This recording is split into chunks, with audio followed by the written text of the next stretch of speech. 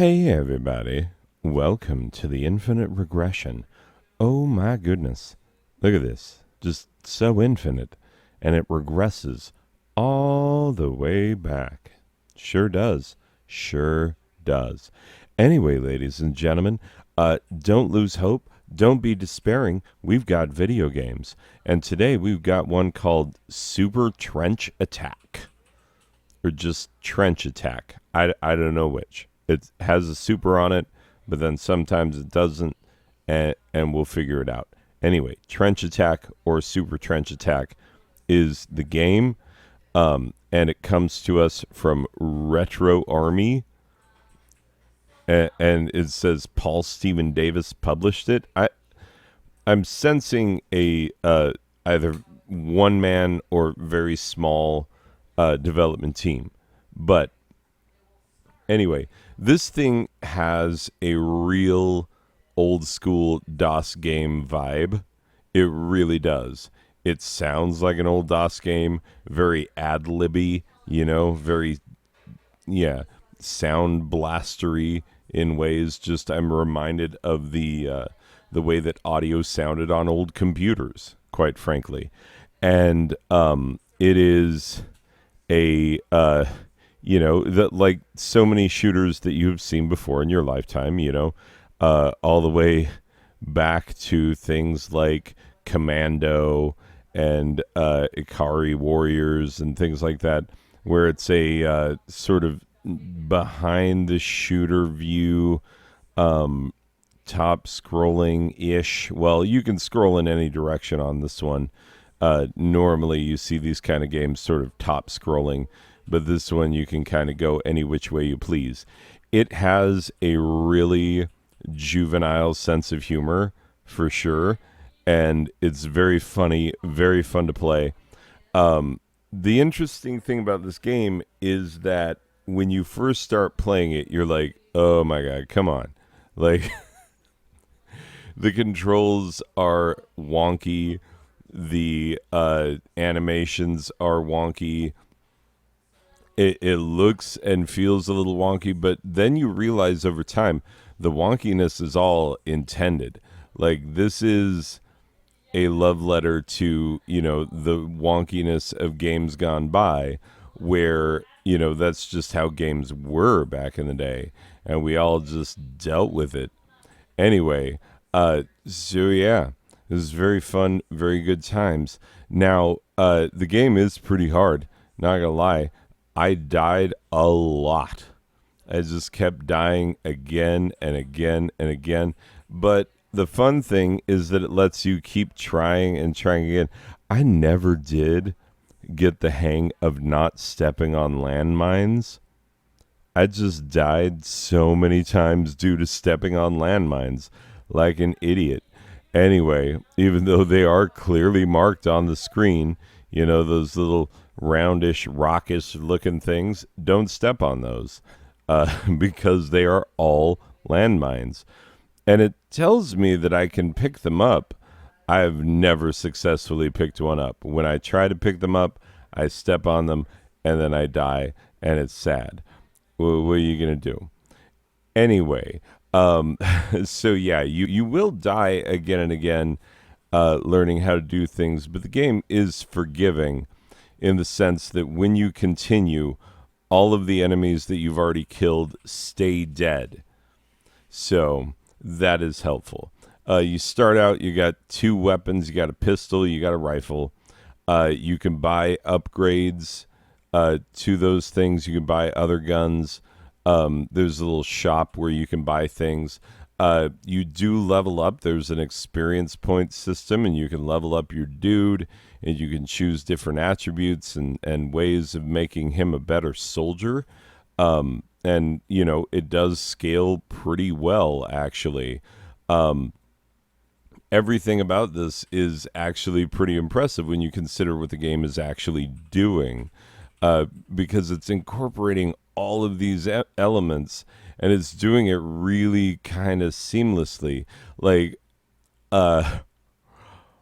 I would say that if, like, this is kind of, but not really Metal Sluggish, You know how Metal Slug has a certain sense of humor and it has a certain vibe, and yeah, it's kind of like it has a vibe that is similar to Metal Slug.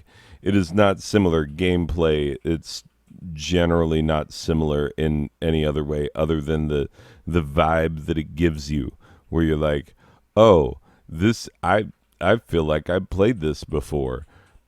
Yeah, there's something so very, very familiar about this entire thing, which is really nice.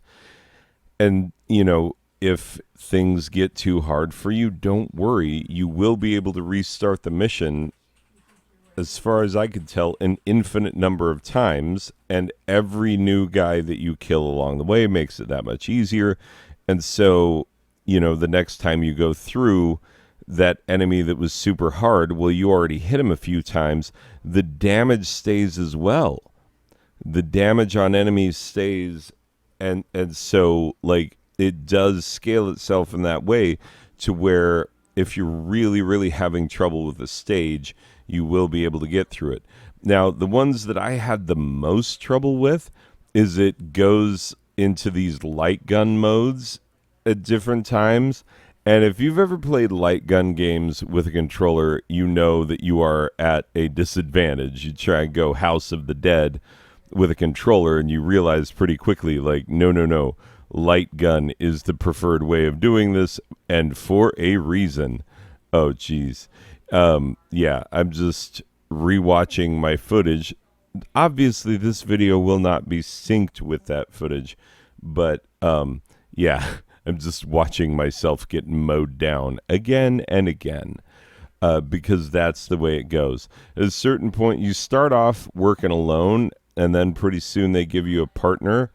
And at various points in the game, you might come across allies. Like, it's pretty funny. It's the green army versus the black army. The black army is the invading army, and you guys are the good guys, the green army.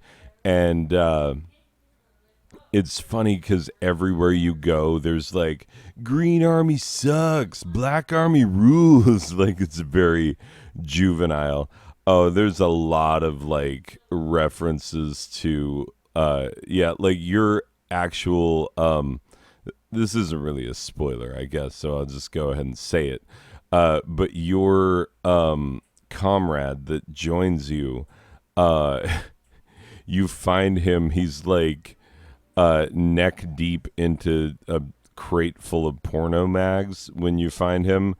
And you have to kind of, get him out of there against his will, because he just wants to stay and look at nudie magazines the whole time. But the enemies set up nudie magazines. Black Army, that dastardly Black Army, set up nudie mags as a trap, as a way of, entrapping Green Army good guys.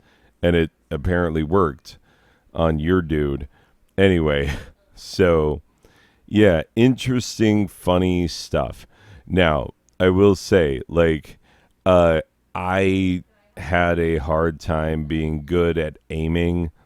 That is pretty obvious as you watch the gameplay footage.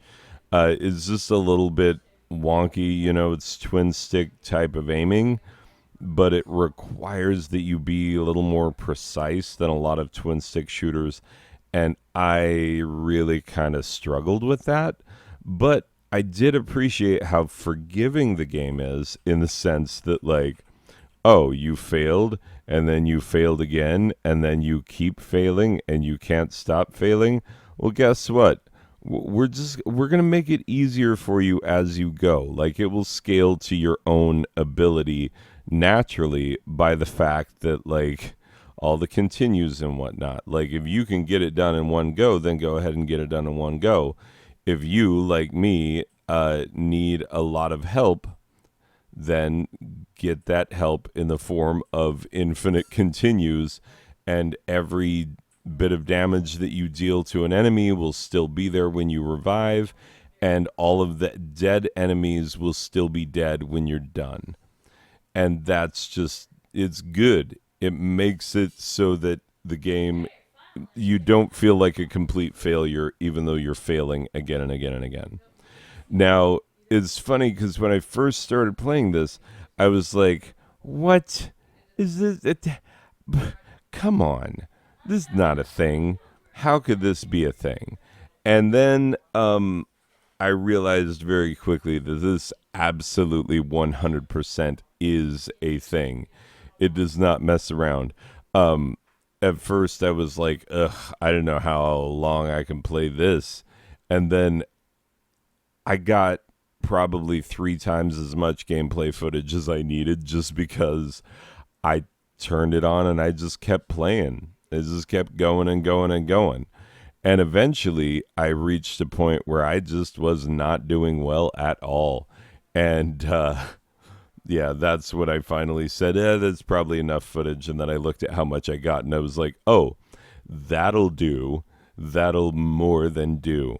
Anyway, in the camp where you start out, there's all kinds of stuff. It's funny because the all of the trainees before you just got their butts kicked, and they're trying not to let on that that's how it went, but that's how it went.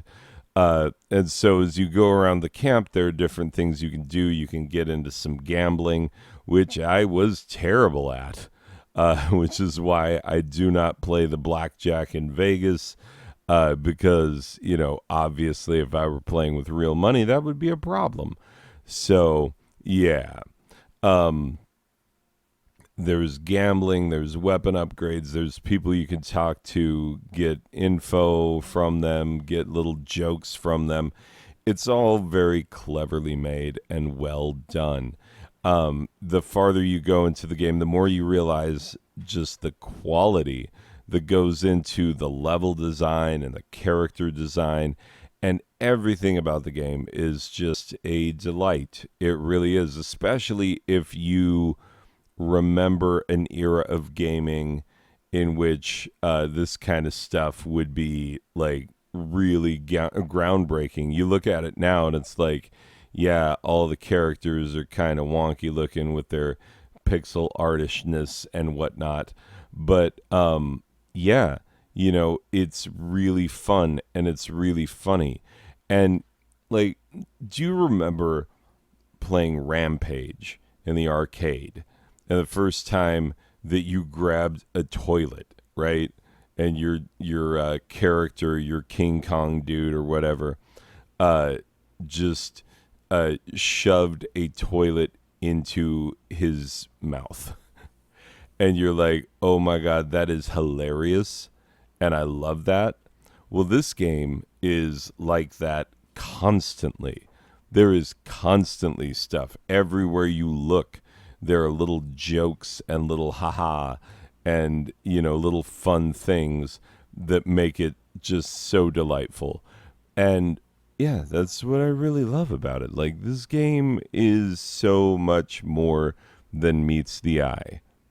And so I had a blast with it, pun totally intended. And I'm going to recommend it because guess what? Right now, it's on sale for 99 cents in the Steam store for 21 hours. So if you watch this video quickly, I did not know it was on sale. I just hit the spinner and this is what came up. So it's fortuitous that it is on sale. Not the first time that's happened. Kind of weird sometimes that happens. But yeah, get it while it's 99 cents because it's a lot of fun in this game. So anyway, I'm not sure how short it is because the mission that I kept dying on, the girl that gives you your missions was like, oh, this will be the final, the last of the deals. And I was like, man, if that's the last one, then that's kind of a short game. But also, if it's from a one-man development team, that kind of makes sense that it might be a bit shorter. But even if it is that short, it is a delight.